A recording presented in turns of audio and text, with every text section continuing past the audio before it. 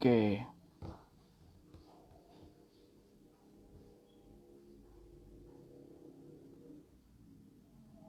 Ya, Assalamualaikum warahmatullahi wabarakatuh, teman-teman. Kita sampai ke penghujung Golden Hour hari ini, hari Minggu tanggal 19 ya. Tanggal 19 Juli 2020 bersama sosok yang juga spesial, abang saya Mas Ahmad Aditya yang merupakan. Halo Mas Adit, ini sudah bersama dengan kita pada malam hari ini. Saya langsung invite Mas Adit untuk bergabung. Dan malam ini akan ngobrol cerita yang sangat spesial tentunya. Assalamualaikum. Waalaikumsalam. Saya tadi Mas nanya Adit, istri saya dulu nih gimana caranya go live ini. Iya, menyenangkan iya. ternyata Mas Adit. Mas Adit sehat Mas? Sehat, sehat, alhamdulillah. Mantap. Nah izin ya saya nyapa teman-teman kita juga yang malam ini baru bergabung, akan bergabung dan nanti akan mendengarkan hasil dari percakapan kita pada malam hari ini. Yang pertama, Assalamualaikum warahmatullahi wabarakatuh. Salam sejahtera buat kita semua. Selamat malam Mas Adit. Mas Ahmad Aditya ini merupakan satu sosok, saya anggap beliau ini sosok mentor juga, ya senior saya. Beliau adalah seorang akademisi, nama lengkapnya adalah Dr. Ahmad Aditya atau Ahmad Aditya PhD, S3, lulusan dari Jerman ya Mas ya? Apa Belanda? S2-nya Jerman, S3-nya Belanda. Oh, berarti dua-duanya benar, saya nggak salah. Alhamdulillah. Nah, saat ini Mas Adit sebagai bekerja di Unilever sebagai senior manager for sustainability dan saat ini juga sepertinya masih working from home. Mas Adit ini luar biasa. Nah, namun yang luar yang luar biasa dari Mas Adit, beliau ini tidak hanya bekerja sebagai profesional, beliau juga adalah seorang semi akademisi karena beliau saat ini bertugas juga di sebentar saya contekannya biar nggak salah. Oh, sebagai koordinator tim akselerasi inovasi Kemendikbud, Masya Allah. Dan di saat yang bersamaan, Mas Adit ini adalah founder dari Jalar, jaringan alumni luar negeri yang nanti mungkin bisa cerita sedikit tentang Jalar, di mana saya juga merasa terhormat, sudah diajak sama Mas Adit bergabung di dalamnya, begitu. Nah, Mas Adit, seperti pembicaraan kita beberapa waktu lalu nih, ini judul ini sebenarnya saat saya tunggu-tunggu begitu. Banyak orang yang penasaran, pengen dengar cerita personal Mas Adit dengan Eyang Habibie gitu, almarhum B.J. Habibie, dan Mas Adit juga sangat dekat dengan beliau. Nah, tentunya mungkin saya akan membiarkan Mas Adit bercerita begitu, ngeflow aja. Saya tidak terlalu akan banyak bertanya hal-hal yang sifatnya counter, tapi lebih ke memperkuat apa mungkin selama ini cerita-cerita yang orang nggak banyak tahu dari seorang sosok B.J. Habibie. Nah, silakan Mas, tentunya kita nggak sabar dengan cerita Mas Adit pada malam hari ini. Mendengar B.J. Habibie dan segala wisdomnya. Monggo Mas, silakan. Ya. Assalamualaikum warahmatullahi wabarakatuh. Selamat malam. Terima kasih Mas Taufan untuk Sama-sama. kesempatannya. Apa namanya? Ini saya merasa terhormat nih Bisa diundang aja. untuk sharing dengan Mas Taufan. Siap Ya, Mas. jadi kita ngobrol-ngobrol santai aja ya. Jadi saya Betul. mungkin pengen cerita beberapa hal aja tentang Mhm. Eyang yang menurut saya ceritanya cukup punya banyak wisdom dan juga personal gitu loh. Jadi saya kenal sama Eyang Habibie itu tahun 2011 waktu itu. Jadi pada saat saya masih lumayan aktif di beberapa kegiatan PPI. Saya waktu itu sedang ada Hmm. di Belanda dan kemudian saya sempat ketemu Ayang tuh di RWTH Aachen di Jerman. Jadi ceritanya waktu itu saya dikontak oleh salah seorang teman yang kebetulan waktu itu masih jadi ketua PPI Jerman. Dia bilang ke saya, ini Pak B.J. Habibie pengen datang ke Jerman dan memberikan kuliah tamu. Rencananya Hmm. waktu itu Baik. di Berlin. Nah, Mhm. jadi pada saat beliau bilang rencananya waktu itu di Berlin, saya bilang boleh nggak kita pindahin acaranya dari Berlin ke Aachen. Karena Hmm. kalau dia dipindahin ke Aachen, sebenarnya ada dua nilai strategisnya. Yang pertama Mhm. karena memang beliau itu dekat sekali sama RWTH Aachen, karena beliau lulusan Betul. RWTH Aachen. Dan yang Betul. kedua, lokasi saya waktu itu agak jauh di Belanda kalau saya harus ke Berlin. Jadi saya pikir, wah kalau ke Berlin gue nggak bisa datang nih gitu kan. Jadi ya udahlah, akhirnya waktu itu saya telepon, Ya. waktu itu dikasih nomornya Pak Ahmad Watik Pratiknya yang waktu itu ikut sama beliau. Nah, jadi pada saat ketemu sama Pak Watik, Nah, Watik tanya ke saya, dia bilang, oke, kalau kita harus pindahin dari Berlin ke Aachen, apakah ada jaminan bahwa nanti di Aachen tuh akan lebih ramai dari di Berlin gitu. Saya bilang, saya jamin akan lebih ramai dan akan banyak perwakilan yang hadir. Berapa banyak Ya. dia bilang? Saya bilang perwakilan dari 12 negara. Oh ya Wow. udah, waktu itu saya iya aja kan. Kemudian Ya. setelah selesai itu saya kontak banyak teman dan akhirnya datang waktu itu. Dan ruangan itu membludak karena kapasitasnya itu hanya untuk 5.000, yang datang itu kalau nggak salah hampir sekitar 7.000-an. Wow. Jadi waktu itu saya lihat ya udah nggak apa-apa lah, kita buka aja gitu. Nah, itulah saat pertama kali saya ketemu sama Eyang Habibie gitu. Jadi waktu saya ketemu sama Eyang, saya sampai di situ, kemudian rupanya sudah ada rektor dan juga wali kota Aachen yang waktu itu hadir. Jadi waktu itu menjelang mau masuk ke musim gugur, jadi sudah lumayan dingin. Sehingga sudah banyak, ada 3 perwakilan KBRI yang hadir, karena lokasi di Aachen itu kan berdekatan dengan 3 negara, Betul. Prancis, Jerman, sama Belanda. Nah, jadi pada saat itu saya bilang sama wali kota dan juga rektor. Jadi kalau rektor itu, kalau di luar negeri jangan dibayangin kayak rektor di Indonesia. Rektor di luar negeri itu sangat susah sekali ditemui. Mereka tuh hanya hadir di momen-momen tertentu aja.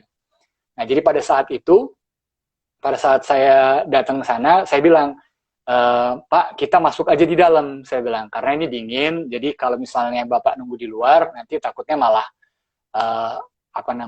dingin lah, nggak nyaman buat mereka gitu, karena mereka ini kan pejabat-pejabat, bayangin wali kota dan juga rektor. Dia bilang nggak apa-apa, kami tunggu di sini sampai B.J. Habibie datang.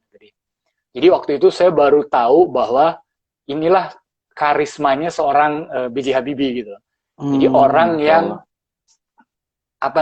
tidak dianggap remeh pada saat itu gitu, karena kita sering dengar lah, Habibie ini terkenal, Habibie ini, tapi kita nggak tahu seberapa besar sih sebenarnya penilaian orang luar negeri terhadap beliau.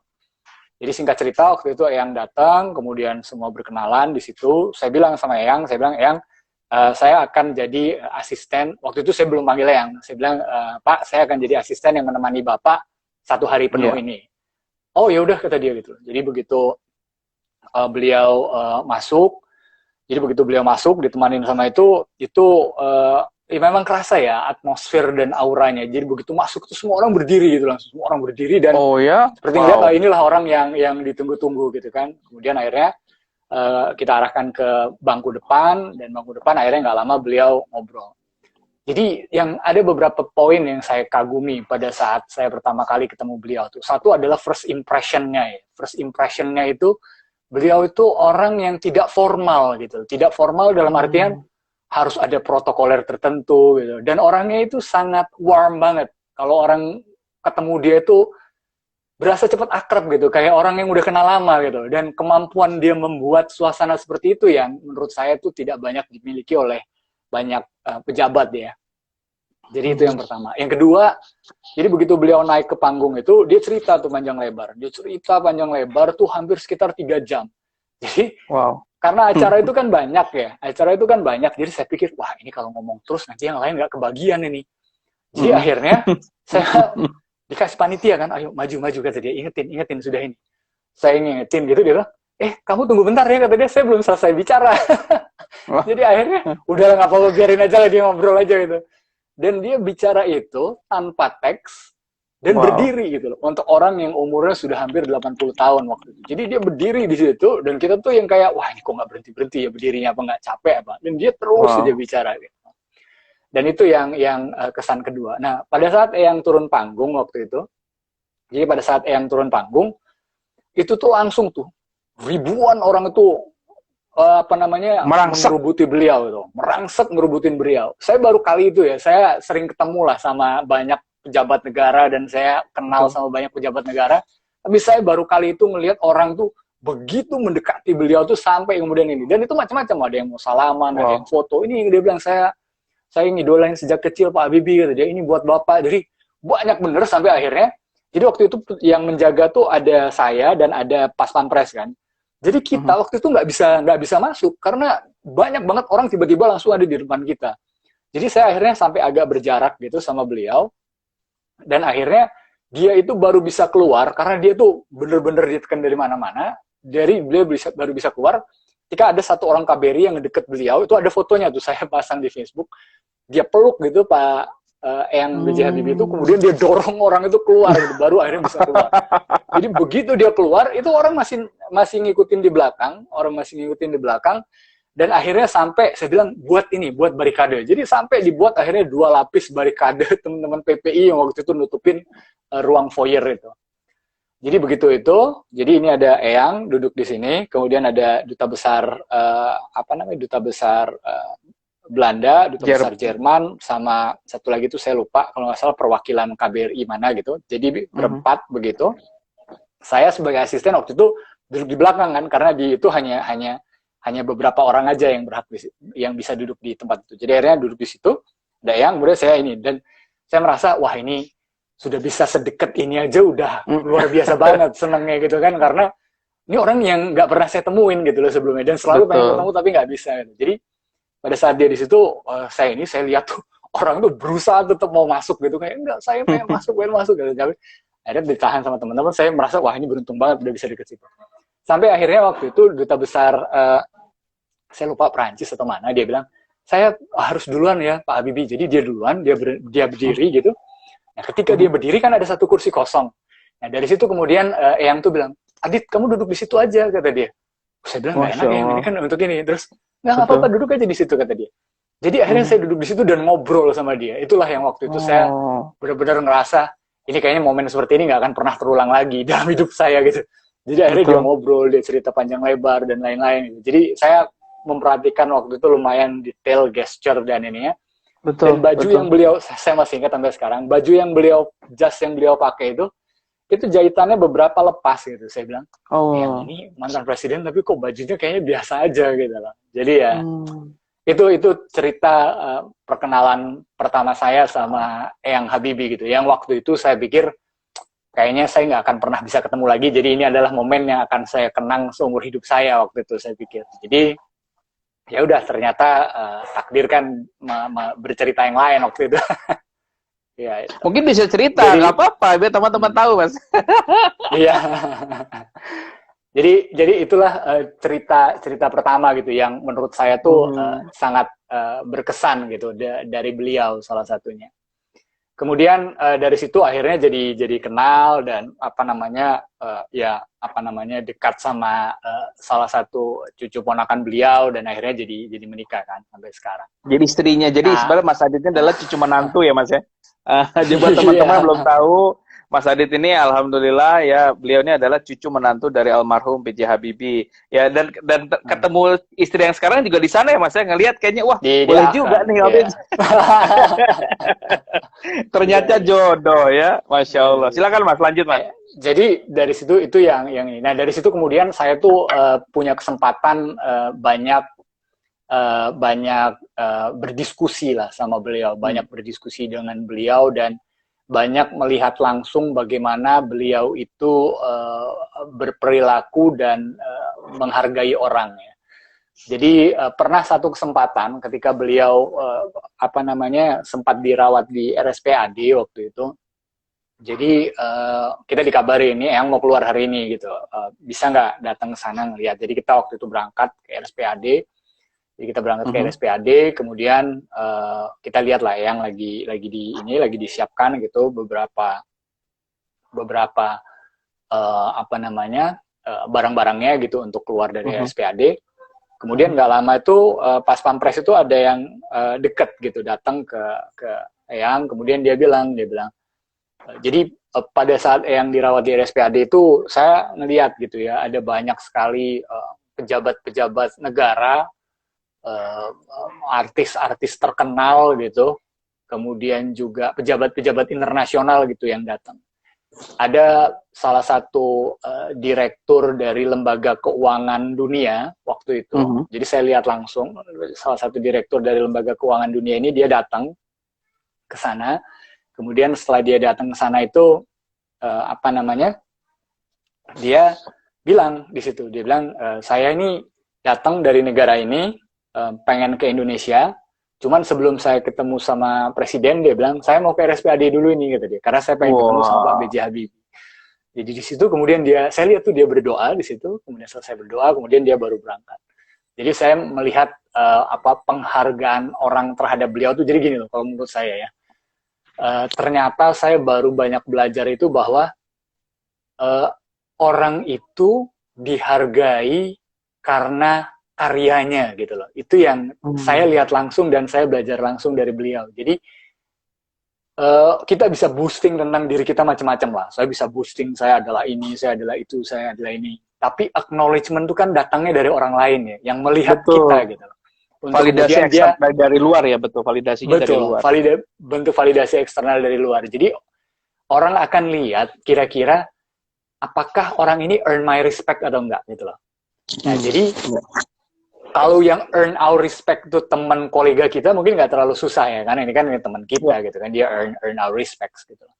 Tapi kalau orang yang earn respect itu adalah orang yang respected juga, gitu, itu kan berarti harus di atas dia gitu, baru kemudian dia melihat bahwa orang ini layak untuk diberikan penghormatan itu. Nah, jadi saya melihat Eyang tuh seperti itu gitu. Jadi dia kayak yang banyak tuh orang-orang yang datang berkenalan, salaman, kemudian foto dan lain-lain lah. Nah, pada saat itu ketika dia mau selesai, dia sudah selesai dan dia mau keluar gitu dari rumah sakit itu, Pas Pampres tuh bilang, dia bilang, Pak, dia bilang, ini yang cleaning service pengen foto sama Bapak, dia bilang. Oh iya ya, kata dia, nggak apa-apa, silakan. Gitu. Jadi kan maksud dia itu kan gini, saya ini cleaning service, orang ini baru ketemu sama beberapa pejabat negara, apa iya dia mau gitu loh, saya mau foto sama dia. Maksudnya saya bisa ada di dekat saya, sama kayak saya lah, ada di dekat dia aja bisa ngeliat tuh kayaknya udah, wah ini udah luar biasa banget tuh. Betul. Ini pengen minta foto gitu loh. Dan respon Eyang waktu itu adalah dia bilang, oh ya udah dari sini. Jadi ada beberapa cleaning service tuh yang dipeluk dengan beliau, terus kemudian dia foto gitu. Dipeluk, beneran dipeluk mas ya? Dia peluk. Terus kemudian kata dia, gimana, sudah bagus belum? Kalau belum, kita ulang lagi yuk, kata dia.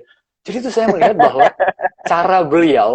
cara beliau menghormati orang lain itu luar biasa lah menurut saya tuh. Karena respect itu nilainya paling tinggi untuk beliau tuh, untuk respect ke siapapun ya mas ya. Tidak memandang. Itu yang saya jadi. Allah. Jadi istri saya dulu waktu itu pernah tanya, dia bilang, jadi Eyang tuh suatu waktu pernah ngobrol pada saat kita makan siang, kemudian Eyang tuh bilang gini, dia bilang, kita ini harus baik sama semua orang, kata dia. Karena belum tahu ke depan, orang itu yang nanti mungkin adalah orang yang menyelamatkan kita, kata dia. Jadi ya, kita harus baik gitu loh sama semua orang. Dan mudah memaafkan gitu loh. Dan itu yang saya lihat dari beliau tuh, yang kayaknya hidup tuh jadi lapang ya kalau mudah memaafkan. Dan itu jadi pelajaran-pelajaran kecil seperti ini yang menurut saya itu sepanjang saya mengenal beliau ya, mungkin hampir 6 tahun 7 tahun tuh, itu selalu membekas gitu lah akhirnya. Jadi menurut saya itu salah satu hal yang ya. Dan sering juga katanya Eyang itu selalu mau makan siangnya sama Mas Adit katanya. Ya, dan bisa diskusi apa aja terkait dengan hal-hal teknis, detail fisika yang susah. Itu Eyang tuh semuanya ngerti. Padahal Eyang tidak mempelajari itu secara kuliah. Mungkin Mas Adit bisa cerita juga pengalaman satu meja makan, bicara berjam-jam di rumah Eyang, dan apa wisdom yang dia pelajari, Mas? Jadi saya ngelihat tuh gini ya, saya ngelihatnya bahwa saya dulu tuh pernah tanya sama beliau. Saya kan ya sama lah kayak Mas Taufan, kita kan orang yang nggak bisa diem lah ya. Artinya kita tuh yang ada aja harus yang mesti dikerjain gitu kan. Kayak sayang gitu waktunya kalau nggak dimanfaatin gitu. Jadi akhirnya kita jadi banyak beraktivitas lah. Sampai satu poin gitu saya bilang, aduh gila nih aktivitas nih banyak banget, saya bilang. Ini nih nggak sanggup saya bilang. Nah sampai jadi kita tuh Eyang tuh sering undang makan siang gitu. Mungkin sebulan sekali, sebulan 2 kali, sebulan 3 kali gitu kita sering makan siang. Jadi pas satu kesempatan makan siang tuh saya bilang, Eyang, saya ini banyak banget yang saya kerjain. Kayaknya saya nggak sanggup juga kalau saya harus kerjain semuanya sendiri. Jadi Eyang tuh dia bilang, wah kamu tuh sedang belajar, dia bilang. Belajar untuk jadi pemimpin, dia bilang. Karena dulu waktu zaman Eyang, dia cerita dia banyak memegang banyak posisi-posisi strategis kan, dan dia bilang Dan Eyang bisa ambil keputusan-keputusan penting itu dalam hitungan menit. Wah, saya bilang, beliau kan menteri, kepala BPPT, BUMN, kemudian macam-macam lah posisi-posisi strategis zaman dia. Dan dia bisa ambil keputusan itu dalam hitungan menit. Saya bilang, gimana caranya ya? Orang itu harus latihan, Dit, kata dia. Orang itu harus latihan. Dan ini yang kemudian saya jadi mikir nih, karena saya juga udah mulai, kok banyak banget ya yang harus saya kerjain nih. Jadi kayak too much gitu loh. Tapi saya lihat Eyang itu kalau kerja kan bisa sampai jam 2 pagi, jam 3 pagi. Dia kadang tidur tuh hanya 2 jam, 3 jam. Gitu. Setiap hari, Mas? Apa sih? Hampir setiap hari. Jadi dia tuh, ini saya bisa banyak cerita nih. Jadi beliau itu rutinitasnya, setelah dia sholat maghrib, dia kemudian akan berzikir sampai sholat isya. Kemudian sholat isya, dia berzikir. Sampai sholat isya. Kemudian sholat isya, dia berdoa dan berzikir lagi gitu. Dan selalu membaca Quran gitu. Selalu membaca Quran, dan kalau misalnya dia sedang gak enak badan tidak bisa membaca Quran, maka ada orang yang membaca Quran dan dia mendengar membaca Quran gitu. Sehingga saya bilang, Eyang kenapa seperti itu? Dia bilang, karena dulu kata dia, inilah saya jadi, saya ini banyak banget lah ilmunya beliau nih. Jadi akhirnya waktu itu saya tanya, kenapa kok Eyang? Karena dia bilang dulu waktu Eyang Putri istrinya, Ibu Ainun masih hidup, dia bilang setiap saya bekerja, Ibu Ainun itu selalu menemenin beliau dengan membaca Quran. Allah. Karena Eyang itu suka bekerja, jadi Ibu Ainun itu menemaninya selalu dengan membaca Quran. Sehingga katanya dalam 1 bulan Ibu Ainun itu bisa 3 kali sampai 4 kali khatam Quran. Karena dia harus nemenin Eyang dengan membaca Quran. Makanya saya bilang, wah orang ini memang dijaga bener gitu loh. Jadi itulah yang membuat dia jadi menurut saya, dan rutinitas itu yang terus dia lakukan. Nah, saya merasa ini jadi ngeloncat-loncat nih ceritanya, tapi nggak apa-apa ya. Nggak apa-apa Mas, seru. jadi saya pernah tanya waktu itu sama beliau, saya bilang, Eyang tuh kalau doa lama banget, apa sih Eyang baca gitu doanya? Jadi dia bilang, Eyang, saya tuh berdoa untuk beberapa hal gitu. Jadi yang pertama dia bilang, saya itu berdoa untuk kedua orang tua saya, dia bilang. Kemudian yang kedua, dia bilang, saya berdoa untuk Pak Harto dan Ibu Tin, dia bilang. Saya kaget juga kan dia ngomong gitu. Ketiga, saya berdoa untuk bangsa ini, gitu loh. Terus saya bilang, Eyang, kan ya banyak lah cerita di luaran yang ada rivalitas antara dia dengan Pak Harto dan lainnya. Saya bilang, Eyang berdoa untuk Pak Harto dan Ibu Tin. Iya, katanya. Setiap sholat saya berdoa untuk Pak Harto dan Ibu Tin. Saya bilang, kenapa? Karena buat saya, kata dia, kedua orang itu sudah seperti saudara saya. Gitu. Jadi saya harus mendoakan mereka dengan sekuat hati beliau gitu loh untuk mendoakan itu. Jadi saya ngelihat tuh emang apa ya, enak kalau orang hidup tidak punya beban dan dendam tuh tenang gitu rasanya hidupnya itu yang saya ngelihat luar biasa dari beliau. Nah, kalau balik lagi ke yang cerita tadi, kemudian dia kan cuma tidur 2 jam sampai 3 jam gitu. Sampai pernah satu waktu itu, ini ceritanya Mas Ilham, jadi Mas Ilham itu iseng-iseng telepon, dia bilang, dari rumahnya. Dia telepon ajudan, dia bilang, Bapak saya sudah tidur apa belum? Wah, nggak tahu Pak, tapi lampu kamar belajarnya masih menyala. Itu jam 2 pagi. Terus kemudian akhirnya Mas Ilham datang, jangan bilang-bilang ya, kata dia, saya mau datang. Jadi Mas Ilham datang, dia ada di situ. Kemudian dia buka pintunya, Eyang tuh kayak kegap lagi bekerja gitu jam segitu. Kemudian akhirnya Mas Ilham bilang, udah tidur kata dia. Terus akhirnya dia tidur, dan Mas Ilham itu ada di rumah itu juga untuk jaga supaya Eyang tuh jangan kerja lagi. Gitu. Jadi saya waktu itu mikir, apa sih yang membuat orang se-passion itu gitu, sekeras itu untuk bekerja. Nah, setelah saya pikir-pikir sekarang ya, ternyata itu passion memang yang harus ini. Karena passion itu yang ngedrive kita gitu ya, untuk bekerja gitu loh, untuk bekerja secara maksimal. Nah, jadi waktu saya cerita gitu, saya bilang, Eyang, saya ini udah kebanyakan nih, rasanya saya nggak kuat lah kalau misalnya harus kerja gini lagi, udah banyak banget organisasi yang harus diurus ini itu. Jadi dia bilang gini ke saya, dia bilang, bagus juga nih yang selalu saya ingat. Dia bilang, Adit, dia bilang, saya mau kasih tahu kamu 2 hal. Jadi dia bilang, hidup itu, Adit, kata dia, nggak akan selalu naik aja gitu.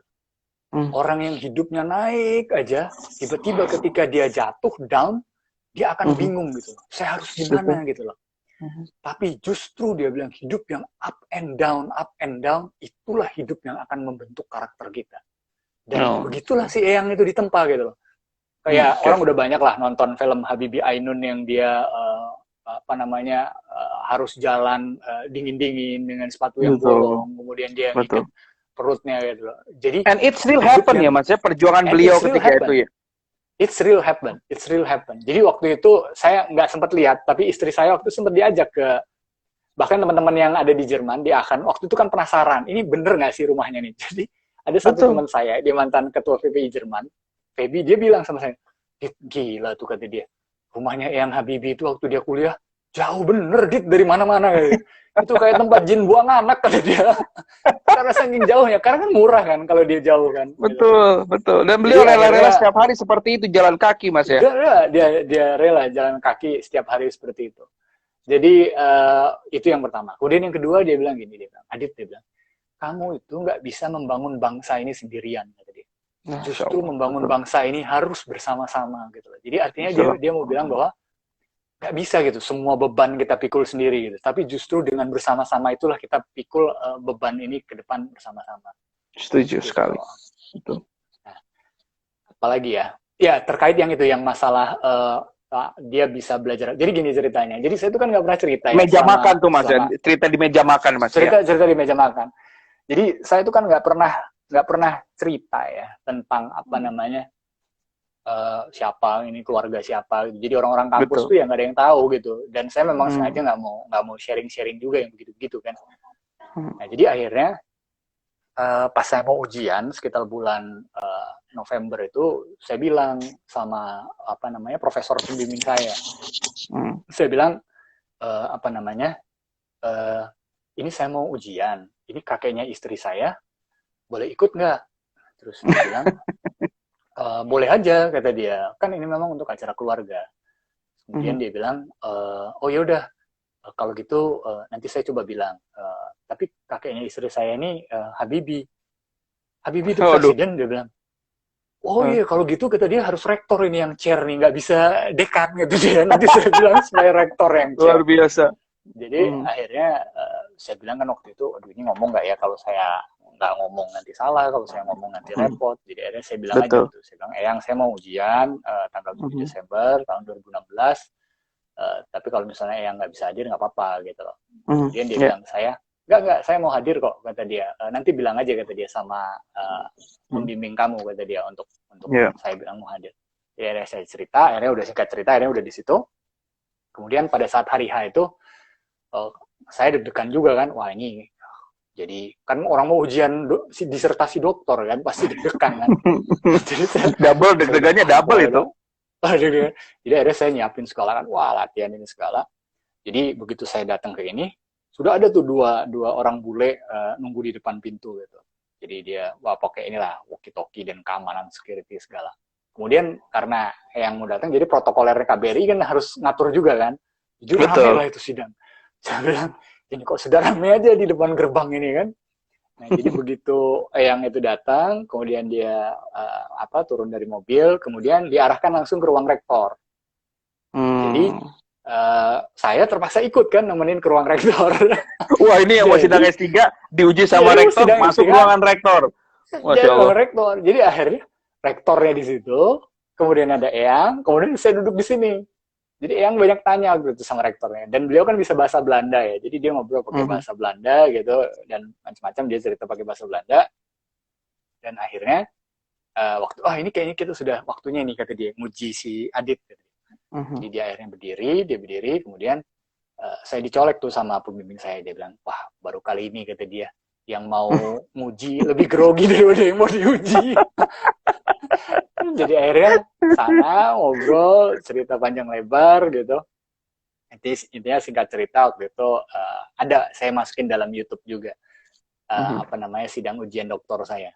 Jadi akhirnya setelah selesai diuji dan lain-lain, malamnya itu kita ngobrol-ngobrol gitu kan. Kita ngobrol-ngobrol sambil makan gitu. Yang tuh cerita, dia bilang, Adit kata dia, yang kamu pelajari itu apa sih Dit kata dia, bidang disertasi doktor kamu ini.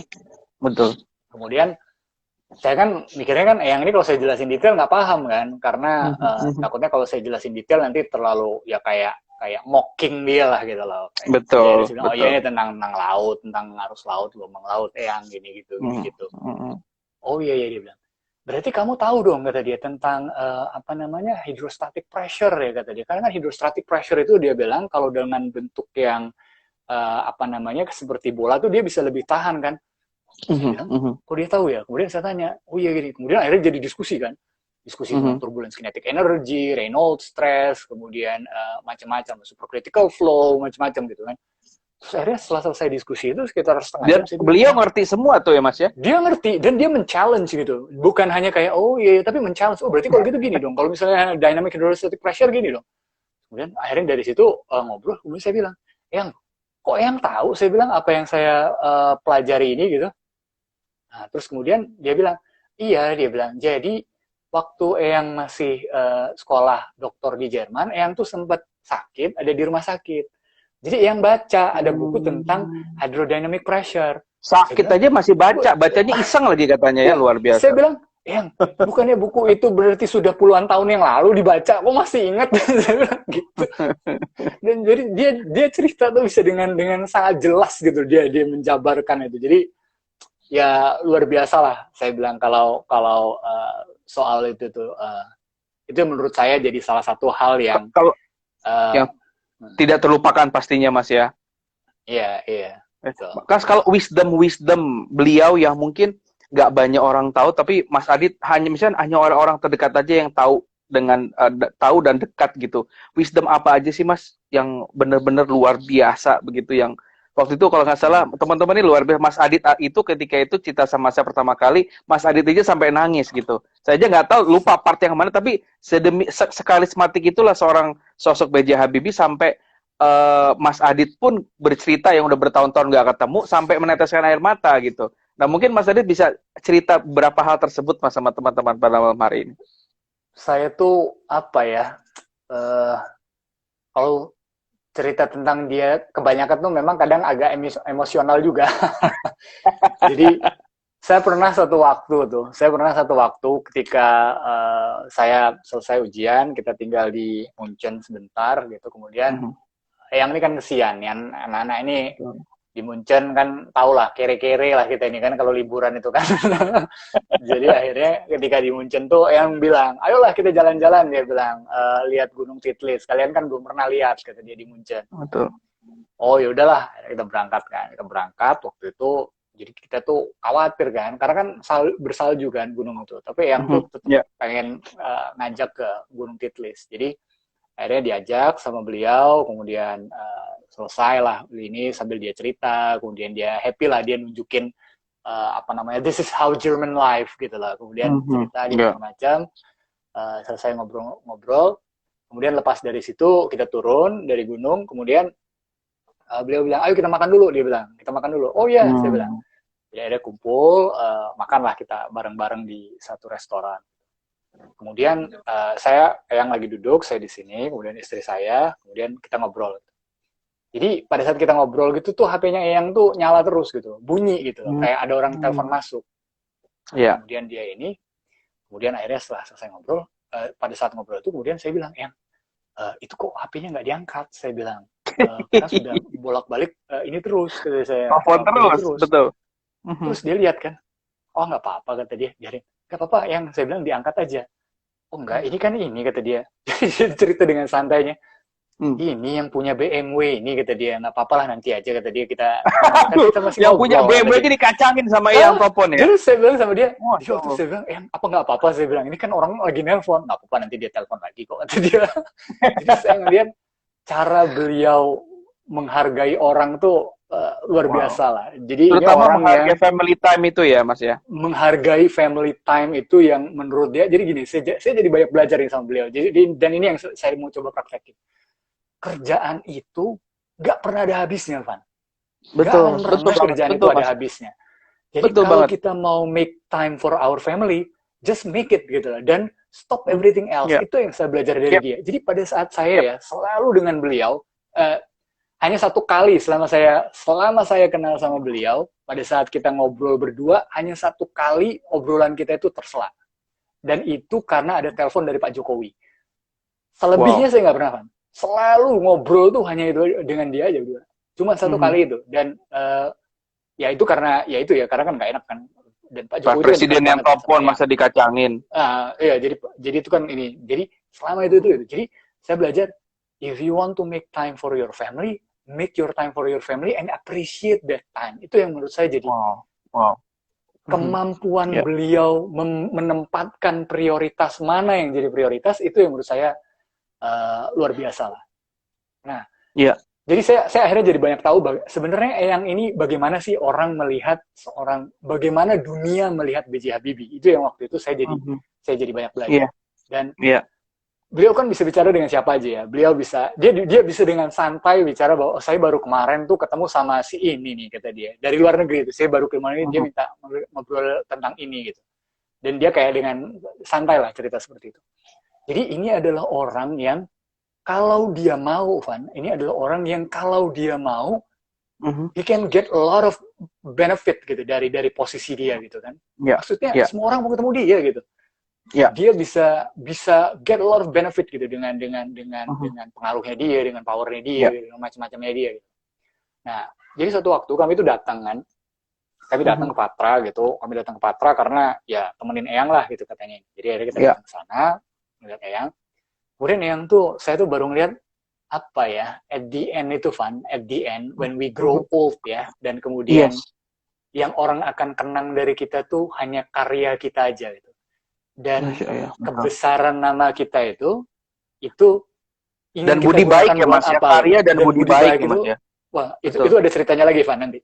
Saya bisa cerita juga tuh. Itu, nah, jadi pada saat itu kita datang, kemudian Eyang tuh duduk di ruang keluarganya dia duduk dan sambil nonton TV, dan hanya dia gitu, ya adalah yang lain, tapi dia hanya dia di situ. Kemudian kita datang ke sana, kemudian Eyang biasalah dia semangat cerita. Waktu itu dia lagi mau buat opera Ainun kan waktu itu. Wah, jadi dia cerita panjang lebar lah tentang itu. Kemudian saya bilang, Eyang, kenapa Eyang nggak apa namanya hadir di depan publik, bicara di depan publik, kemudian try to get acknowledge dan lain-lain. Dia bilang gini, Eyang ini susah, dia bilang, kalau mau keluar ini sekarang. Karena setiap kali Eyang keluar, itu orang selalu minta foto. Jadi pernah satu waktu dia bilang, Eyang itu ke ambasador mau beli DVD. Ini kan yang ini emang ke mall ambasador. Ya, dia mau beli DVD. Kemudian pada saat dia mau beli DVD, ya namanya juga B.J. Habibie datang ke ambasador mau beli DVD. Rame kan orang ini. Sampai akhirnya dia bilang waktu yang dihabiskan untuk berfoto dengan beli DVD itu banyak untuk berfoto akhirnya. Jadi akhirnya dia lebih banyak menikmati ada di ruang kebersamaan dengan Iya. Jadi maksud saya itulah, ada orang yang kayak wah, numpung gue lagi terkenal nih kan, kapan lagi nih gue jadi terkenal gini kan, langsung ini kan. Tapi dia malah dia tahu bagaimana cara memaintain itu ya, me time-nya, kapan dia harus tampil, kapan dia harus memberikan kesempatan orang lain untuk tampil, kapan dia harus, kalau diikutin, Van, banyak banget orang yang masih pengen mendorong dia tampil ke depan, tapi dia tahu kapan dia harus, saya nggak bisa porsinya cerita, ya. Tapi ada satu cerita di mana beliau tuh didesak untuk tampil karena waktu itu merasa hanya Habibie lah yang bisa waktu itu memfix that thing gitu loh. Tapi dia tahu bagaimana memposisikan diri dia bahwa eranya dia sekarang adalah mengangkat yang lain gitu untuk maju ke depan. Jadi kemampuan itu loh, Van, yang saya tuh masih sulit gitu loh. Kan ada orang yang kayak delegasi, regenerasi, kayak begitu Mas. Bahkan kayak misalnya kayak saya sendiri lah, gue masih pengen nih gitu. Tapi cara dia untuk tahu bahwa I'm enough and now your turn gitu loh. Yang begitu itu loh yang saya masih harus masih banyak belajar tuh dari beliau tuh. Dan, kalau cerita baik Mas tadi yang mau disampaikan, betul. Jadi cerita yang lain tuh gini ceritanya. Jadi saya ini emang agak susah juga ya. Saya tuh kalau saya hadir macam-macam gitu, entah karena saya mewakili Habibie Center atau karena saya ya orang tahu background saya gitu. Jadi pernah satu waktu di tempat kerjaan saya yang sebelum ini gitu, kita ada pergantian direktur gitu. Ada pergantian direktur. Betul. Kemudian direktur yang baru ini apa namanya? Dia bilang ke saya. Jadi di posisinya itu Van, ini direktur, CEO, kemudian CEO di posisi CEO itu ada beberapa direktur kan. Kemudian beberapa direktur itu ada associate director, kemudian baru saya manager. Jadi jauh lah kalau untuk sampai ke CEO itu kan. Jadi jarang susah lah kalau ketemu CEO itu. Nah, jadi waktu itu saya dikontak CEO. Ayo, Dit, kata dia, kita makan siang. Terus, oh iya Pak, makan siang lah saya kan. Saya nggak cerita apa-apa waktu itu, makan siang. Kemudian pada saat makan siang, dia bilang, kamu hubungan keluarganya gimana sih sama Habibie? Gitu. Terus saya ceritakan panjang lebar, gini-gitu. Betul. Oh gitu ya, kata dia. Terus dia bilang gini ke saya, kamu tahu nggak? Kata dia, yang buat saya jadi seperti sekarang, itu karena B.J. Habibie. Kata dia. Kaget kan saya. Kok bisa gitu? Saya bilang, iya, karena dia bilang, dulu waktu saya kuliah di Prancis, kata dia, jadi waktu itu KBRI Prancis tuh nawarin, ini ada Pak B.J. waktu itu dia masih menulistik, ini ada Pak B.J. Habibie, dia bilang, siapa yang bersedia jadi supirnya Pak B.J. Habibie? Jadi si direktur saya inilah, jadi dia ini kan biasa lah, anak orang berada, kuliah di Prancis, ya Badung lah gitu ibaratnya gitu kan, bapaknya pejabat juga gitu. Jadi dia gitulah, jadi dia kayak pokoknya gue happy aja lah, yang penting ngasih ada babi gue gitu kan. Jadi akhirnya kemudian dia nyupirin. Kemudian waktu itu Pak B.J. Habibie itu bilang gini, dia bilang cerita si CEO itu ke saya, dia bilang, kamu tahu nggak, kata dia, harta yang nggak pernah habis itu adalah ilmu, kata dia. Allah. Jadi kalau kamu belajar, dia bilang, itu nanti akan jadi bahan buat masa depan kamu ke depan, dia bilang. Jadi belajar aja yang bener. Dia cuma bilang gitu loh, Van. Setelah itu dia bilang, saya serius kuliah di Prancis dan akhirnya lulus kuliah di Prancis dan akhirnya jadi CEO saya. Terus saya bilang, oh gitu ya. Dan itu sering banget, Van. Saya pernah waktu itu ketemu di salah satu meeting, ada lembaga think tank juga. Waktu itu saya dibilang, coba dong, kata dia, yang mewakilin Habibie Center. Saya datang akhirnya mewakilin Habibie Center. Jadi saya ada name tag-nya kan harus ditulis kan, Ahmad Aditya, The Habibie Center. Jadi saya lagi makan, kemudian ada orang bilang, ada Habibie Center ya, kata dia. Iya. Wah, kata dia, saya kenal baik tuh sama Pak Habibie, kata dia. Pak Habibie itu yang membentuk saya jadi sekarang. Cerita itu, Van, setiap saya ketemu orang, selalu seperti itu. Jadi saya sampai bilang sama istri saya bilang, ini kok semua orang cerita seperti itu ya?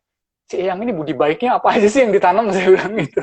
Iya, betul. Selalu ada personal moment gitu ya, yang membuat orang tuh merasa, that moment change my life gitu, waktu ketemu sama dia. Jadi itu luar biasa lah kalau menurut saya. Kalau Mas Adit sendiri, apa momen yang paling gak bisa dilupain dan jangan beliau yang paling membekas dan jadi prinsip hidup Mas Adit itu apa? Kalau saya tuh dulu banyak sih ya kalau momen yang atau mungkin begini Mas, cerita momen-momen terakhir beliau Mas. Nah ini kan mungkin nggak banyak orang yang tahu dan Mas Adit adalah salah satu orang yang terdekat ketika beliau meninggalkan kita semua. Ada cerita apa di balik itu Mas yang bisa jadi inspirasi dan pelajaran buat kita semua? Kalau menurut saya bahwa kita baru tahu seberapa besar makna hidup kita dan kita tahu seberapa besar kita memberikan manfaat buat orang lain, itu kan memang di the last moment of our life lah ya. Betul. Jadi di momen-momen terakhir kita baru tahu sebenarnya saya selama ini nih hidup sebagai quote and quote orang baik atau orang tidak baik sih gitu loh. Yes. Nah itu yang menurut saya jadi decisive moments lah.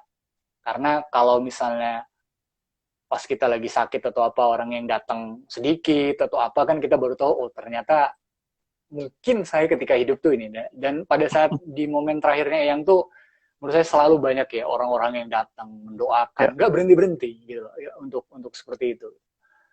Yang menurut saya itu jadi salah satu momen yang luar biasa lah buat beliau. Tapi buat saya itu ya, kalau ditanya momen apa sih yang paling spesial, buat saya itu semua momen itu spesial ya sama dia. Selalu ada cerita-cerita kecil, baik dia sampaikan langsung atau dia tunjukkan langsung, yang menurut saya itu jadi punya makna tersendiri gitu buat saya gitu. Apa yang terjadi kalau beliau lagi marah, Mas? Cara marah beliau itu gimana kalau lagi tidak berkenan sama sesuatu atau sama orang? Jadi gimana ya? Saya ngelihatnya beliau itu kan orangnya passionate ya. Jadi kalau dia ngobrol tuh jadi kayak berapi-api lah kalau dia ngobrol tuh kan. Energinya tuh Dan besar. energinya itu besar gitu ya. Sehingga kemudian dengan passionnya beliau itu kadang artikulasi suaranya juga jadi meninggi ya. Tapi Mhm. menurut saya alhamdulillah belum pernah lihat sih ya kalau beliau lagi marah tuh gimana, dan selalu apa namanya dia banyak bercerita, sharing, kemudian dia cerita tentang kehidupan beliau. Cuman ada satu momen di mana ini yang saya juga cerita. Jadi waktu itu lagi mau malam tahun baru. Jadi pas mau Mhm. malam tahun baru, kemudian beliau itu mau cari kembang api gitu loh. Jadi dia bilang, kalian semua nggak usah ikut. Dia bilang, saya sama Adit aja, kata dia, yang cari kembang api. Oh, Jadi akhirnya berduaan saya dari kembang naik, api. berdua. Mhm. Kita berdua nyari kembang api untuk yang lain gitu loh. Jadi Eyang Mhm. tuh sudah bawa tuh, dia sudah bawa, dia mau kembang api yang model ini nih. Karena dia udah lihat, Betul. nah ini nih kembang apinya dia mau. Iya, Jadi akhirnya dia duduk, saya duduk ke sampingnya, kemudian di belakangnya itu ada pas pampres. Kemudian buat saya kan kembang api ya kembang api lah gitu kan. Jadi betul. ya nggak ada bedanya, kembang api kan yang penting dia bisa meluncur ke atas gitu kan. Jadi Ya. akhirnya waktu itu saya sampai di satu toko, kemudian saya bawa kembang apinya, saya bilang, yang ini sudah kembang apinya. Kemudian dia bilang, kan ini bukan kembang api yang saya mau. Dia bilang, saya maunya kan kembang api yang ini loh, Dit, kata dia. Iya udahlah, kata dia. Jadi yang tuh akhirnya dia turun sendiri, dia cari sendiri kembang apinya. Jadi sehingga sangat sangat precise banget. Nah, jadi pada saat pas malam tahun baru itu, wah kita kan udah nyiapin lah, ada makanan, Betul. kemudian udah rame lah, kembang api udah dipasang di mana-mana gitu. Oh, kita udah ready to celebrate lah. Nah, jadi pas udah selesai gitu, namanya kita ya excited gitu. Jadi ya udah langsung aja nyalain sendiri kembang api, makan-makan, Betul. foto-foto gitu. Kemudian kita baru tahu, oh iya ya ini Eyang di mana nih gitu loh, kok nggak kelihatan. Jadi waktu itu Mhm. ditanya, Eyang di mana? Nah jadi dia bilang, oh Eyang lagi sholat, dia bilang. Jadi Hmm. beliau itu apa namanya? Menurut saya yang saya belajar juga, dia begitu excited gitu nyiapin dari siang sampai ke malamnya. Wah dia nyiapin kembang apinya, dia nyiapin sabu-sabunya, dia nyiapin macam-macam lah. Semua Ya. itu di arrange. Tapi at the end of the day dia apa namanya? Ya membiarkan orang lain menikmati itu gitu. Jadi how Wow, he serve other people yang menurut saya juga menarik gitu. that's a very good point, Mas ya. Jadi dia menyiapkan sesuatu yang hingar-bingar bukan untuk dirinya tapi untuk orang lain ya. Jadi servant Iya, leadership-nya jalan begitu ya. Masya iya, Allah. iya, iya. Oke. Nah, Mas, sedikit lagi kita kurang lebih 5 sampai 8 menit lagi ke depan. Hmm. Eh, emang sebegitunya Eyang sayang sama almarhum Ibu Ainun? Oh, Sebegitunya begitu. Dalam arti ini kan kita mau dengar cerita dari orang dalam nih. Pengen tahu, Mas, apa sih memang cerita paling inspiratif antara Pak Habibie dan Ibu Ainun yang Mas Adi tahu sebagai anggota keluarga inti lah? kalau saya ngelihat uh, gini, buat saya tuh yang itu selalu, makanya ini juga yang selalu kita jaga pada saat ngobrol Ya. sama beliau. Beliau Mhm. tuh bisa jadi sangat emosional kalau misalnya dia cerita tentang Ibu Ainun gitu loh. Mhm. Sehingga kemudian apa namanya kita berusaha untuk tidak terlalu banyak berdiskusikan tentang itu gitu. Baik. Jadi karena saya juga paham gitu loh, dari cerita-ceritanya beliau itu, Eyang Ainun itu bukan hanya orang yang menemani hidup beliau ya, tapi Hmm. kalau menurut saya beliau itu adalah orang yang menjaga beliau gitu untuk Wow. tetap berfokus gitu loh ke Mhm. pekerjaannya. Jadi Eyang tuh satu waktu pernah cerita, dia bilang Mhm. di satu Mhm. waktu dia diskusi sama Ibu Ainun. Jadi Mhm. dia bilang gini, Ainun kamu dokter, dia bilang, Mhm. saya apa namanya masih nyelesain doktor.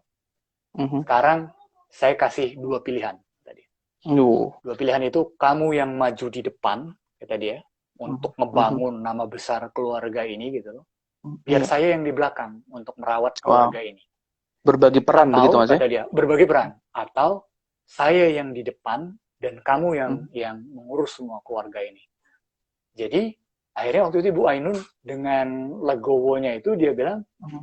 nggak usah Ruth, kamu aja yang di depan, dia bilang, biar saya yang Masya Allah. urus semuanya, dia kata. Wow. Sehingga kata dia, kamu fokus aja untuk bangsa gitu. Jadi biar urusan ini semua saya yang Masya urus Allah. gitu. Jadi saya ngelihat kan kalau orang kayak gitu, Van ya, itu kan Iya, tenang, Van, kita mau ini kan. Karena dia tahu betul, semuanya itu sudah ada yang betul, ngurus gitu. Jadi dia hanya fokus ngurusin betul. bangsa aja gitu. Jadi Jadi mewakafkan ya waktunya tuh ikhlas untuk bangsa mewakafkan lah gitu. waktunya itu ikhlas gitu untuk itu. Sehingga Betul. orang yang bisa 100% mempercayakan ini, sehingga makanya saya merasakan banget sih beliau kehilangan tuh karena ya selama ini yang ngurus tuh ya Ibu Ainun gitu. Makanya kan pada saat dia sakit gitu, jadi kan saya nggak tahu ya ada momennya atau enggak di film Habibie Ainun itu, tapi yang tuh pernah cerita. Jadi pada saat momen terakhir Ibu Ainun, yang tuh kan telat datangnya. Padahal yang tuh Hmm, selalu datang itu menjenguk Ibu Ainun tuh on tepat time, waktu gitu, on betul. time. Jadi pada saat dia di rumah sakit, Mhm. pada saat dia di rumah sakit, kemudian pada saat Eyang telat, Ibu Ainun itu setengah sadar, ini ceritanya Eyang, itu dia mungkin Mhm. khawatir ya, kenapa ini gitu loh, kok Ya, ya. biasanya datangnya on time, ini kok telat gitu, apa gitu. Kemudian waktu itu Ibu Ainun tuh nggak bisa ngomong. Kemudian Eyang tuh jadi harus bertanya gitu. Dia tanya ke Ibu Ainun kata dia, apakah kamu kamu khawatir kalau Mhm. saya tadi kenapa-kenapa? Terus si Eyang Ainun tuh ngangguk gitu. Jadi maksudnya nih Mas- Eyang Ainun ini lagi sakit, Masya kemudian Allah. dia ngangguk, terus kemudian saya sudah minum obatnya kok kata dia gitu. Jadi Persis maksud di saya film tuh tuh berarti ya, ya sebegitunya jadi Mas ya. maksud saya sebegitunya. Jadi dia sambil ngangguk gitu. Jadi saya ngelihatnya ini adalah perempuan yang mendedikasikan seluruh persen hidupnya itu sampai Masya menjelang Allah. ajalnya untuk Eyang Habibie. Jadi Suami. saya ngelihat seberapa cintanya tuh ya sulit dilukiskan ya karena dia totally rely ke itu ke Eyang Ainun gitu lah akhirnya gitu. Wow. Makanya pada saat dia bilang saya kalau nggak nulis buku ini saya bisa jadi gila gitu. Gitu. Baik, baik. Jadi Mas, begitu. cerita terakhir Mas menjelang beliau, ya tadi balik lagi, hal apa yang ditinggalkan beliau ke orang-orang terdekatnya mungkin selain Mas Adit begitu. Kesan atau mungkin pesan terakhir atau sinyal mungkin bahwa beliau akan pergi meninggalkan kita ketika itu. Mungkin ada cerita yang mungkin nggak banyak orang tahu, Mas Adit bisa cerita nggak? Terakhir lah sebagai penutup kita diskusi pada malam hari ini. Ya kalau cerita di momen-momen terakhir beliau, saya pikir banyak lah ya. Dan saya tuh gini Van, saya ngelihatnya Van malah. Hmm. Yang saya lihat dari Eyang Habibie ini ya, dari selama hampir 6 tahun, 7 tahun saya mengenal beliau, berdialog dengan beliau, berdekatan dan melihat langsung bagaimana beliau Ya. berinteraksi dan lain-lain. Saya melihat itu ada dua pesan Van, yang Hmm. penting dari cerita hidup beliau ini. Nah, Kalau jadi ini saya masuk ke ngelihatnya golden message, Mas. Jadi kalau di golden hour ini golden ada golden message, message. Kalian pesan penutup ya. Silakan, Mas. ya bisa Golden menutup ya, message-nya apa dari Billy? golden message. Jadi saya ngelihat itu bagaimana orang bisa tanpa henti mencintai bangsanya dengan seluruh kemampuan dirinya. Wow, Dan Masya Allah. selalu di dalam kesempatan apapun, dalam dialog kita apapun, Eyang tuh selalu bicara tentang bagaimana membangun sumber daya manusia, bagaimana Indonesia ini bisa berdiri sama tegak dengan negara lain, dan bagaimana tanggung jawab kita itu untuk terus melanjutin perjuangan itu. Dan Eyang tuh selalu bilang bahwa waktu saya udah selesai, dia bilang. Wow. Sekarang adalah waktunya kalian gitu. Mhm. Tapi bagaimana orang secara terus-menerus tidak pernah berhenti untuk berbuat baik buat bangsa, itu yang luar biasa. Saya tuh sering Ya. banget, Van, ketemu, Mhm. pada saat saya Mhm. ketemu, datang Mhm. gitu, datang ke Mhm. Patra Kuningan, beliau selalu Mhm. ada aja cerita bilang bahwa, saya kemarin baru ketemu ini loh, pemerintahan negara ini, saya baru ketemu dengan ini loh.